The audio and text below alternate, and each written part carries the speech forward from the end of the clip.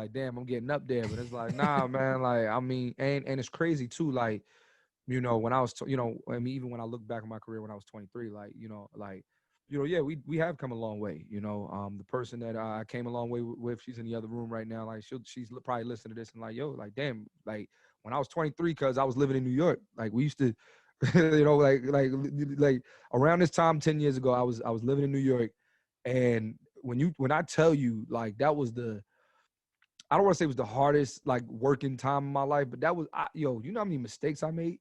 Like, you know, like from failed college shows to like, man, I'll give you one example, man, real quick. I'm reminiscing. I'll never forget. Like, it's around this time too. It was like November of 2010. I still got the flyer to this day. So I'm doing a show in Boston, right? It's a show in Boston. And it's me. You know, we take an expedition up there. Like, I'm like, this is my first, like, I'm headlining Boston University. So my homegirl, or my one of my friends, his sister at the time, she went to Boston University. She's like, yo, Clint, you funny. We got to get you up here. She made it happen. Little did I know, though, they didn't really promote the show because at the time, she didn't have the time to do it because she was, you know, pledging a sorority. We didn't know that. Of course, she couldn't tell me that. I'm mad at her. I'm like, how can you have you got me up here? Ain't, you know, but that's another story.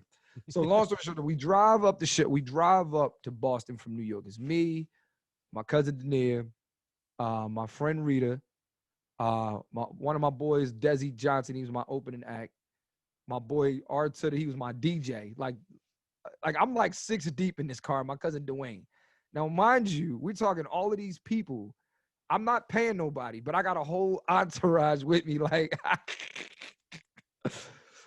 we get up there, man. Mind you, I'm doing the show for free. That was the worst. I think I was doing the show for free. Nobody was getting paid. Like, you know what I mean? Like, so I'm just like, what the fuck? Like, but I remember nobody came to the show. Oh, God. Oh, I was hot. Like, I hate Boston for that reason. Like, every time I go to Boston, like, in true Sixers fashion, like, every time I go to Boston, like, I make it personal. Like, my last show in Boston, true story. I'm not even making this shit up. My last show in Boston was recent. Well, not recent, but like one of the most recent shows was around this time last year. That's crazy. Like, we did a show in Boston. No, it was January 3rd. And yeah, I had to get a standing ovation at the Wilbur. Nothing else. Like, every time I go to anybody that listens to this podcast or this show, and if you ever see me in Boston and I'm doing a show, just know it's fucking personal. Oh, okay. It's great you said this because about half my family is from Boston. From When I go to Boston, it's time I'm trying to drop a triple double. No, it's like, you know what I mean? Like, I take Boston very personal. Like, all my cousins out there, you hear that?